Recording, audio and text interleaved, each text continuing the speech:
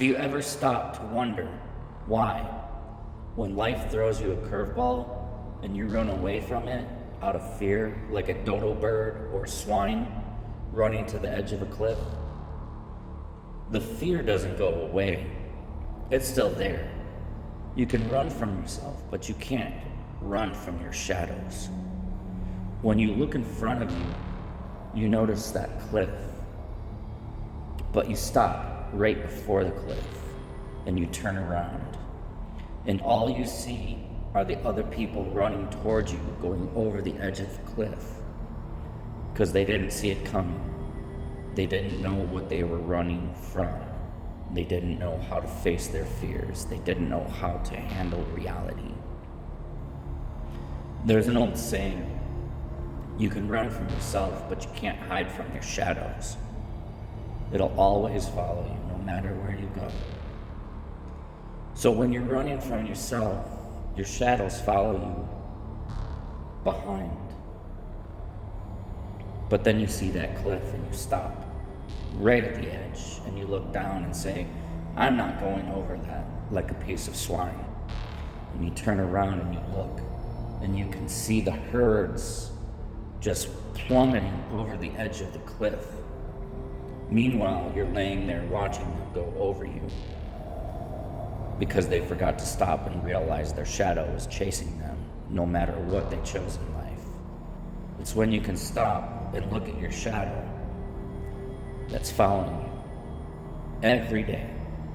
When you wake up, you have to see yourself in the mirror. What do you see? Somebody who's scared, somebody who's afraid, somebody who's intimidated, somebody who's manipulated, or regrets somebody, or regrets what they've done, or they wish that something was better, or somebody who's advanced. Can you actually look at your eyes in a mirror and see your soul? Mirrors don't lie. It's a reflection of your true self. Except when you don't see yourself as the self, then you have nothing to fear. Meanwhile, all the dodo birds and all the swine are jumping over the edges of a cliff because they're too afraid to look at themselves in a mirror to see their true self, running from their shadows. When you can see yourself as yourself, then you have nothing to fear. Embrace and embody everything. Every minute, every moment, every second, every person you love, every person you've lost, every memory you have. You have to embrace all of it. You can't run away from it because your shadow will follow you. You have to stop at the edge of the cliff and just accept it and turn around. When you embrace it, that's when you own it. You can't run away from it. You have to just stop and just accept it. You get to the edge of that cliff and you turn around and you look because shadows follow you. And you see the masses that don't stop at the edge of that cliff. They just go over the edge into an eternal abyss.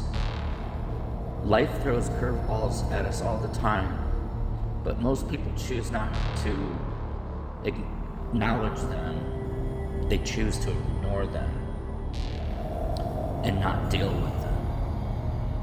They prefer to run away from them because it's that much easier. Except their shadows will always follow them, no matter what is going on in their life or what they do or where they go, until they stop and turn around and look at the edge of that cliff and watch all of it run over the top of them into the abyss of the edge of that cliff while you're laying on your back watching all of it happen.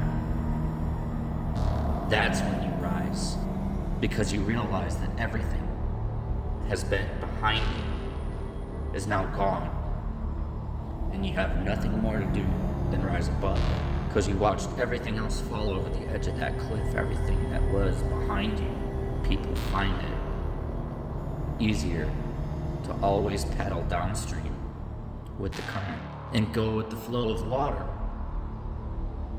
only to go to a slaughterhouse with the rest of the people. It's the rest of the people, the 5%ers, that paddle upstream against the current, that stand and rise because they don't want to go to that slaughterhouse. 95% of those people are all going to the same direction downstream anyway. So you want to rise above, you have to paddle upstream. You have to get to the edge of that cliff, turn around, look back, and watch them all go over you downstream to a slaughterhouse. But since you were paddling upstream, you rise above. It makes you stronger. It makes you bigger.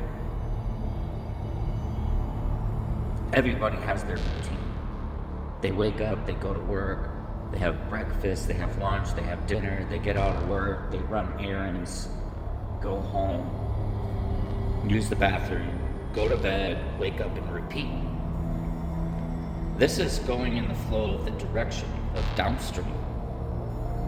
But you, my friend, stood at the edge of the cliff, going, wait a minute, that's a slaughterhouse, I don't want to go there. I'm not going over the edge of that cliff. So you lay on your back, you turn around and you look, you watch. Everybody else runs over the top of you, trampling on you. They go over the edge, but then you rise back up bigger and better and stronger because everybody was taking the easy road to destruction. At that point, you become wiser and stronger and you rise above. You become bigger, you become better, and you rise above, standing strong. And you don't want to be the swine that goes over the edge of the cliff, or that cow that goes to the slaughterhouse. You don't want to swim downstream because you can see the destruction. That's where everybody goes. It's the easy road. You paddle upstream. It'll be hard to paddle upstream because it's not easy. And you might go through a lot of suffering and a lot of pain to do it. But believe me, friend, it's worth it. Because the rest of the people, they just take the easy road. They just go downstream. That's 95% of the people. So you rise to become bigger, better, stronger. Out of all your trials and tribulations, when it comes to people, you become untouchable because you've been hardened. You paddled upstream. Meanwhile, they were going downstream with the flow of water. So at that point, my friend, you become untouchable, advanced beyond anybody else's wildest thoughts or dreams.